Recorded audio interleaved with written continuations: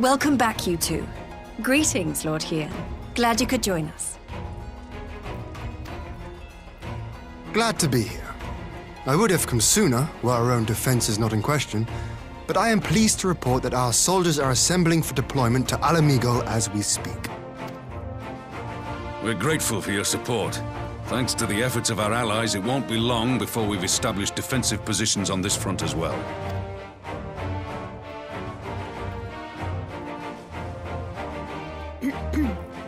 We have some good news too. Alphino has come back to us. As for the bad news...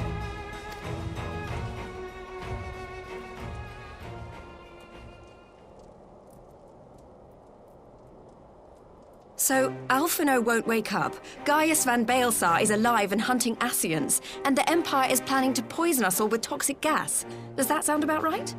Ordinarily, any one of those things would have left me in shock. But the way things have been lately, it's all starting to seem pretty normal. Getting back to your report, are we sure this Black Rose is the weapon Maxima was talking about? It fits the description. And it seems we have Alphino to thank for sparing us an early demonstration of its effectiveness. I have a feeling this won't be the last time his bravery in the Empire will serve us here in Eorzea. The threat of an unknown weapon has had us all on edge, but now that we know what we're dealing with, we can take steps to defend against it. As for Gaius, I'm not sure what to think. Am I happy he's alive?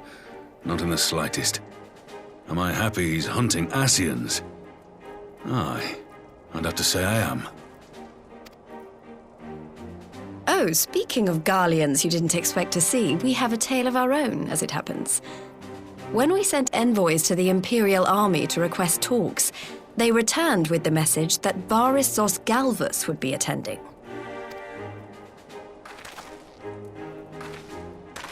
The Emperor himself.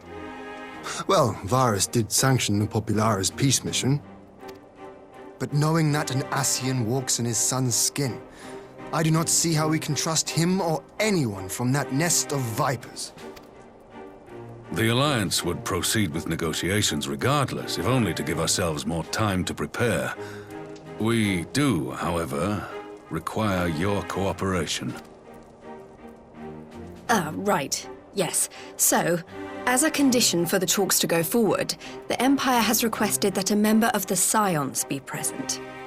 There'll be a representative from each Alliance nation, of course, but I'm afraid we have to ask that you come along too.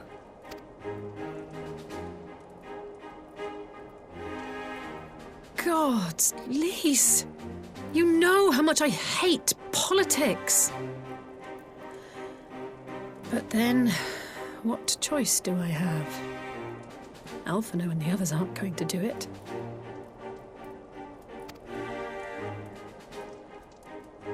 Very well. I shall attend as the Scion's representative.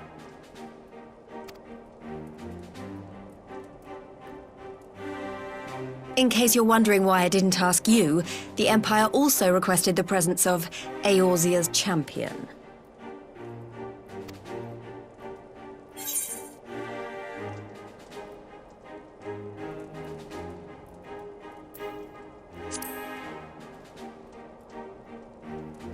Oh, you're not, are you? Come on, if Alisaie can put on a brave face, then so can you. Now, we don't know what Varys means to bring to the table, or why he wants you there, but having you close at hand should make all the difference. The meeting will take place on the border. Anticipating an early assault, we mean to position the bulk of our forces nearby. The Alliance leaders should already be on their way. Once you're ready, we can head out and join them.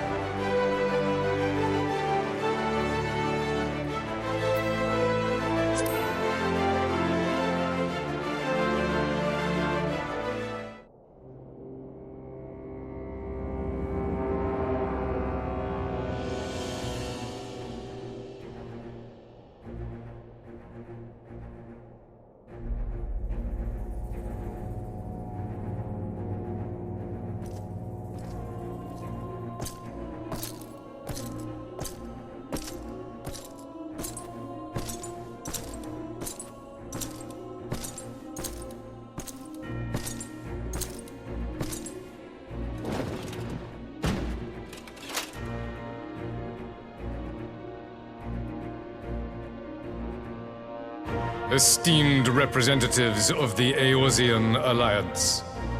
On behalf of the Garlean Empire, I thank you for inviting me here today. As this parley was convened at your request, I invite you to speak first. Very well, Your Radiance. I, Nanimo Ulnamo, 17th in the line of Ul, should be pleased to oblige you. As recent events in Alamigo and Domar have made plain, the subjugation and exploitation of neighboring nations is not a sustainable policy. Should this day end in war, you may very well defeat us. But you will never extinguish the people's desire for freedom. Though it may not be in our lifetime, there will be another revolution, another war, and the cycle will continue. Domar has entered into a concord with the nations of Eorzea, a partnership wherein we recognize one another as equals. Garlemald could be afforded similar treatment. You need only set aside your ambitions and join us in paving a path towards peace.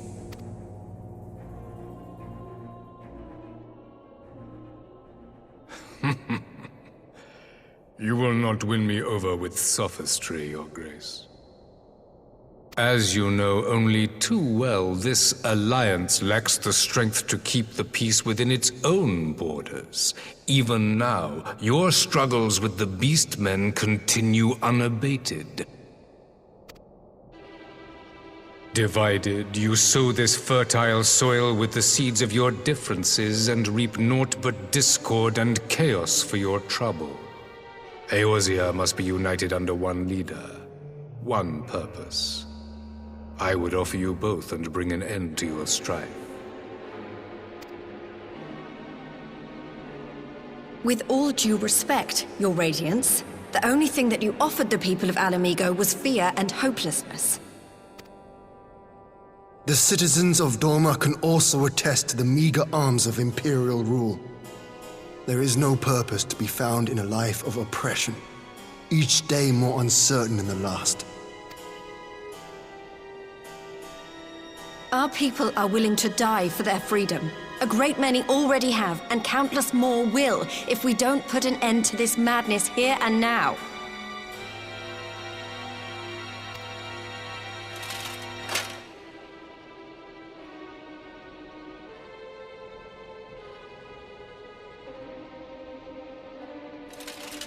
We brought order and stability to your lives. This madness and bloodshed is of your own making. You broke the peace, not Garlemald. Peace. Order. You kill our peoples, despoil our lands, take everything that is ours. And what? You expect us to lick the boot that grinds our faces into the dirt?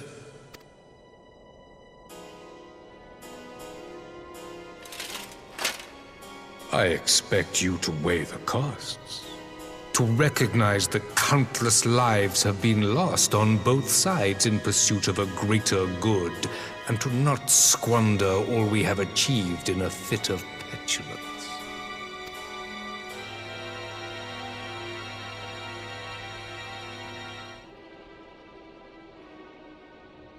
Your Radiance, I fear I can personally attest to the dangers of pursuing one's vision with such righteous fervor. For 1,000 years, the Holy See of Ishgard waged war with dragons.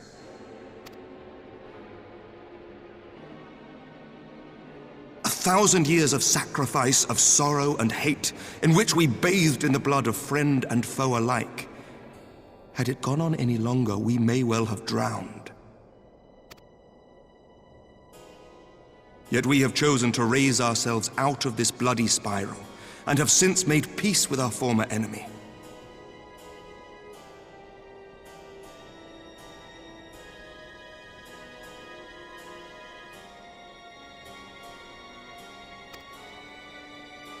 So I understand.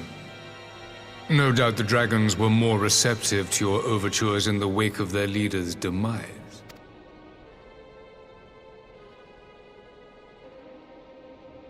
You speak of peace, yet use war to achieve it. Your father would not have bothered to obscure his intent with honeyed words. He understood that strength is all that matters in the end.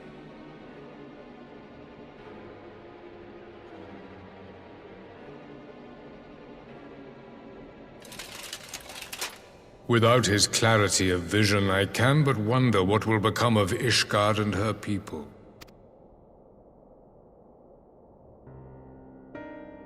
There was a time when Garlemald too lacked a leader of conviction. Weak and unable to wield magic, we were at the mercy of the strong from whom we sought refuge in the bitter cold of the north. Were it not for the discovery of ceruleum and the subsequent development of magitech, we might never have gained the power to take back that which was rightfully ours.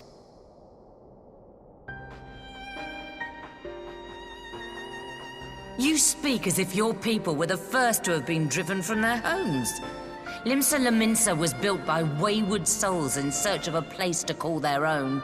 On the shores of Vilbrand we found it, and from those humble beginnings did we grow and flourish. And all without robbing our neighbors of their liberty.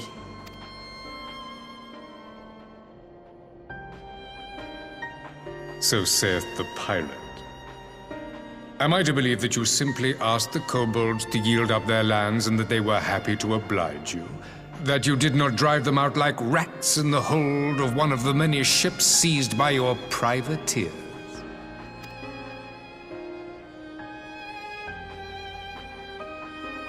I will concede that after centuries of exile, reclamation may be mistaken for invasion. Nevertheless, it is not. And those who till stolen soil have no right to object when cast out in turn.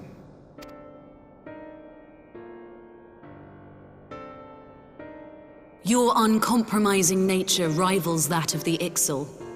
They too lament circumstances which they themselves perpetuate. Were they but to embrace peace, we would welcome them with open arms. Indeed, some few have done just that, and now receive of the Twelve's Wood's bounty. Would that your people might learn from their example.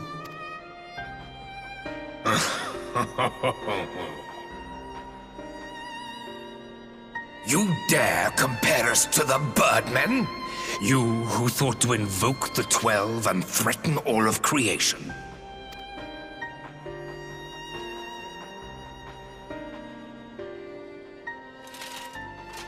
I came here in the hope of finding some speck of common ground, but I see now these discussions will accomplish nothing. Despite what you people may believe, I am not wont to choose the sword over the olive branch. 'Tis but a pity men are loath to accept one without first being shown the other.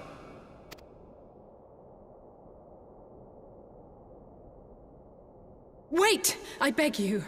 This meeting was supposed to be a chance to find a way forward together, not to bemoan the missteps which brought us here. Please. If you truly consider violence a last resort, there must be a way we can come to an agreement.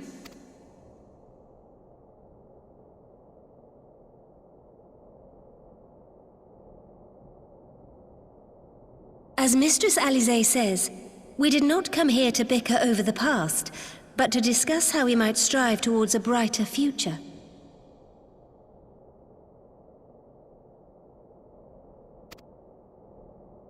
Emperor Varys, may I suggest a short recess, that all present might compose themselves prior to beginning anew?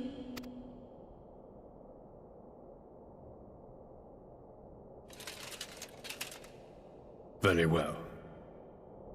I pray this intermission will suffice to move these talks in a more constructive direction.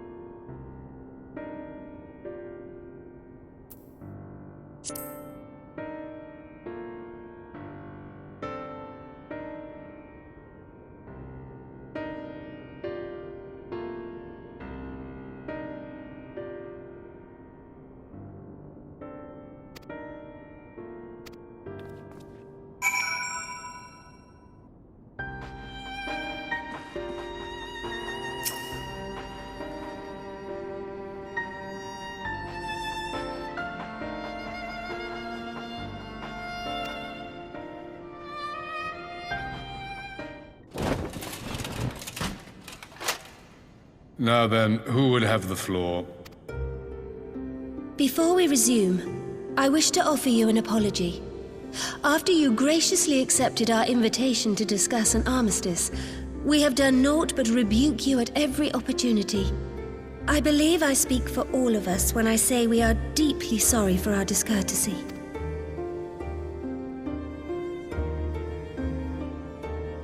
I'll admit your familiarity with our affairs surprised me, and served to remind me how little I know of yours. I think all here can understand the desire to reclaim one's homeland. But why expand further? That is my question. If I may, the answer can be found in the Imperial doctrine they took great pains to impart to my people. Recognizing the threat icons posed to the world, Solus Zos Galvus decreed that they were to be eradicated. To this end, he began a campaign to unite all lands under the Garlean banner.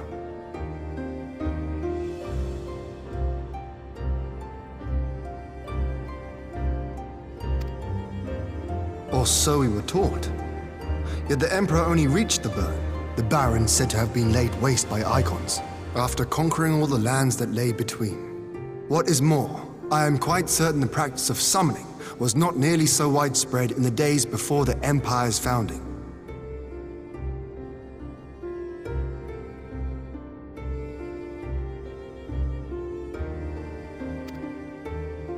When you put it like that, it all starts to sound like an excuse, doesn't it?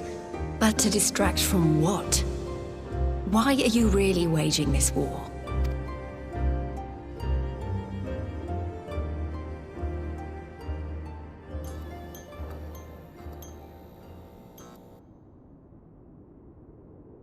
Finally, you ask the right question.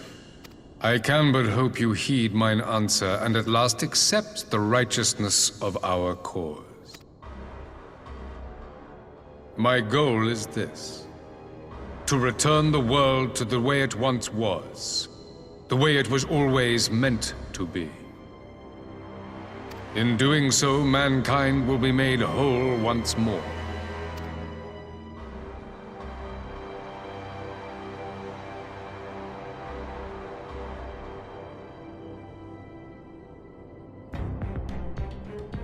No longer will we suffer from the dissension born of our differences.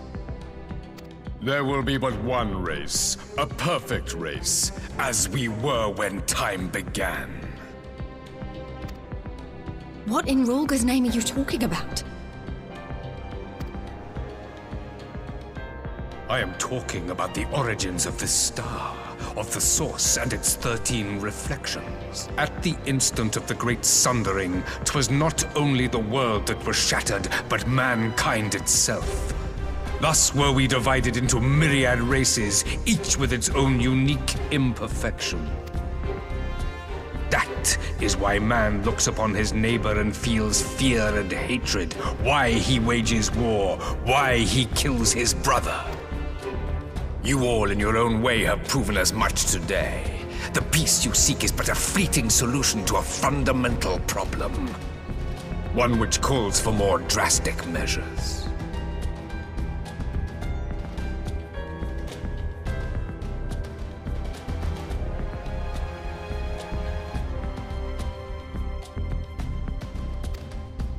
To bring about everlasting peace, our worlds must be rejoined.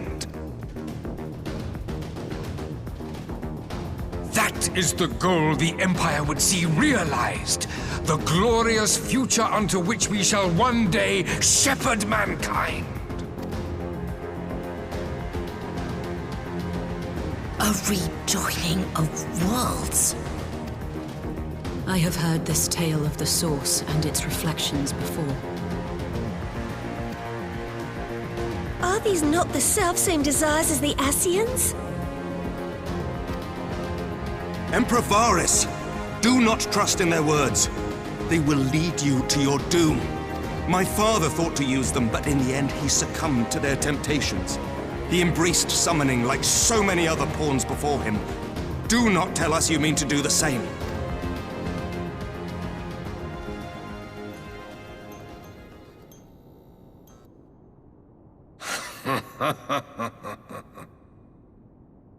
To be a pawn, free from the burden of choice, would be a blessing.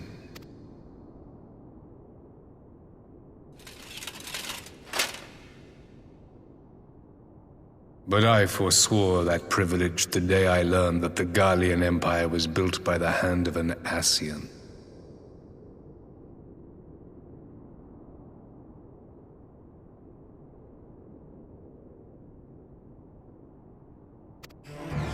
What?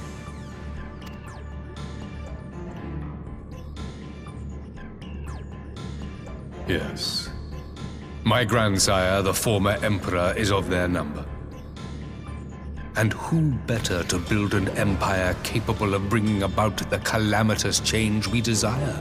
Would you condemn me for this alliance? For bowing to the will of these shadowy masters, when the prize is true and lasting peace?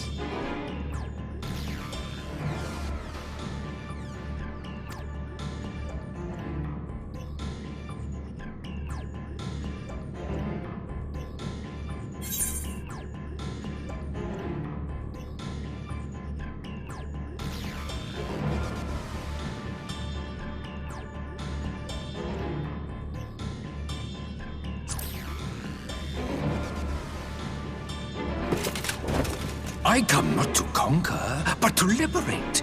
To free man from the prison of divergence. Imagine a world united. One perfect race beneath a single standard. An army before whose might these servants of darkness and light would fly as leaves in a storm, never again to meddle in man's affairs. We would be the masters of our own fate. I bid you join me, not as subjects of Garlemald, but of a new nation. And together we shall win freedom for ourselves and generations yet unborn. You want to trigger another half-dozen calamities? You can't be serious!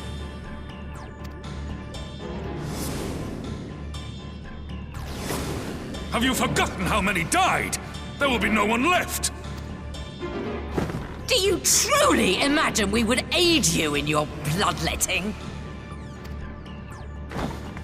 It is unthinkable, unconscionable.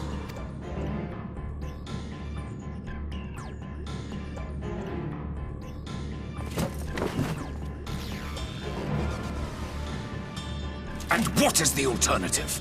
To be as cattle waiting for slaughter? I would have us work together, that we might take fate into our own hands. Into your hands, perhaps. But what of the other worlds, your radiance? With every calamity, you obliterate a star and every soul that dwells on it. To the Ascians, we are all but tiny, momentary specks within an indifferent universe. We cannot hope to oppose them until we have been made whole once more.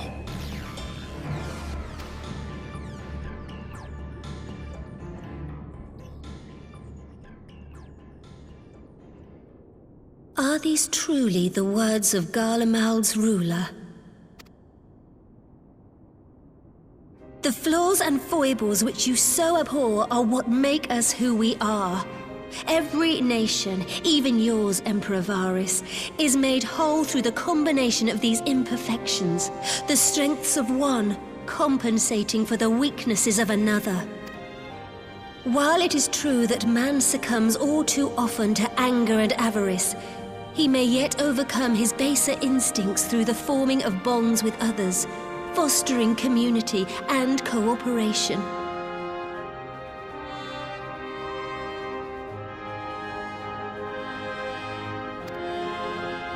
That the protector of an empire should not only reject these fundamental truths, but seek to change them at so dear a cost to life is indefensible.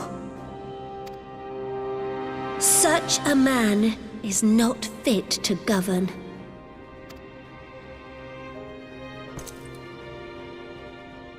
And you, warrior of light, would you refuse me as well?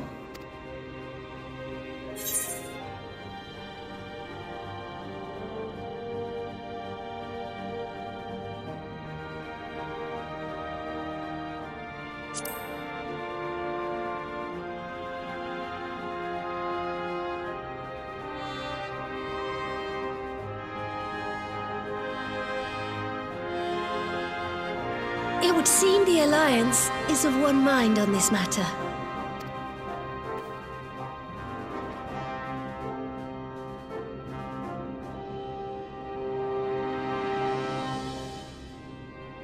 You Eorzeans never cease to disappoint me. Though I suppose I have only myself to blame for expecting more from savages. This discussion is at an end. I bid you make ready for our next meeting. It will not be at the negotiating table.